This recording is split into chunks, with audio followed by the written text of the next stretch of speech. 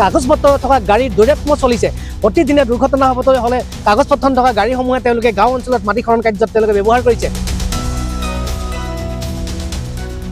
গতিকে আমি দাবী জনাইছোঁ অতি সোনকালে যি অনুজ্ঞাপত্ৰবিহীন এই মাটি মাফিয়াসকলক গ্ৰেপ্তাৰ কৰিব লাগে আৰু এই যি কাগজপত্ৰ নথকা গাড়ীসমূহ তেওঁলোকে যি মাটি খনন কাৰ্যত ব্যৱহাৰ কৰে এই গাড়ীসমূহ তেওঁলোকে চিজ কৰিব লাগে।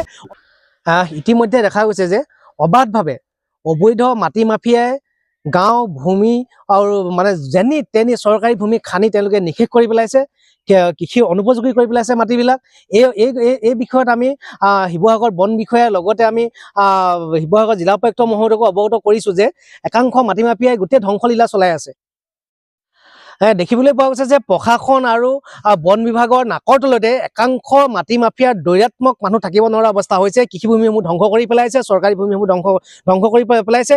ইতিমধ্যে আজি দেখিবলৈ পোৱা গৈছে যে বৰাহীবাৰী মাউত গাঁৱৰ যি চেলা নৈ আছিলে, চেলা নৈ কিনাৰৰ যি চৰকাৰী ভূমি তেওঁলোকে খনন কাৰ্য কৰিবলৈ আহোঁতে মাউত গাঁৱৰ অঞ্চলৰ এজন বৃদ্ধ লোক ইতিমধ্যে দুৰ্ঘটনাগ্ৰস্ত হৈ মৃত্যুমুখতো পৰিব লগা হৈছে। গতিকে এই বিষয়ত আমি চৰকাৰৰ লগতে প্ৰশাসনৰ লগতে বন বিভাগৰ সকলো দৃষ্টিগোচৰ কৰি আহিছোঁ যদিও তেওঁলোকে বৰ্তমান সময়লৈকে তেনেকৈ চকুমুদা কুলিৰ ভাও ধৰি আছে। আমি দাবী জনাইছোঁ অতি সোনকালে গ্ৰাম্য অঞ্চলত যি এই মাটি মাফিয়াৰ দৈৰাত্ম্য তেওঁলোকে কৃষিভূমিসমূহকে কৃষি অনুপযোগী কৰি পেলাইছে, চৰকাৰী ভূমিসমূহ খানি তেওঁলোকে নিষেধ কৰি পেলাইছে, কাগজপত্ৰ থকা গাড়ীৰ দৈৰাত্ম্য চলিছে।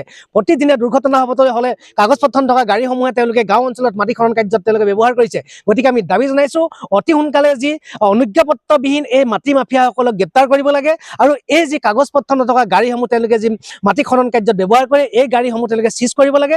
অন্যথা কিন্তু মাটি মাফিয়াৰ দৈৰাত্ম্যত গাঁৱৰ ৰাইজ থাকিব নোৱাৰা অৱস্থা হ'ব, প্ৰতিদিনে দুৰ্ঘটনা হ'ব, লগতে কৃষিভূমিসমূহ তেওঁলোকে নিষেধ কৰি পেলাব, চৰকাৰী ভূমিসমূহ যি আছিলে সেইবিলাকো তেওঁলোকে নিষেধ কৰি পেলাব।